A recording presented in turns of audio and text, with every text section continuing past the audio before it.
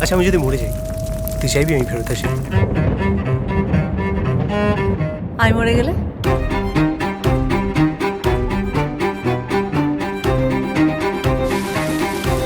আমার কাছে ফিরে আসিস।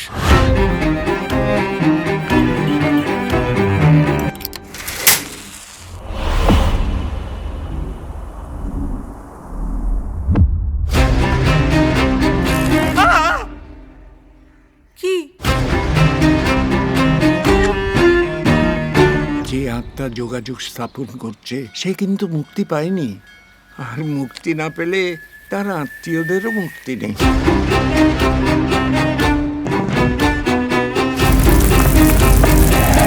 এটাও প্রেমের গল্প, একটু অন্যরকম।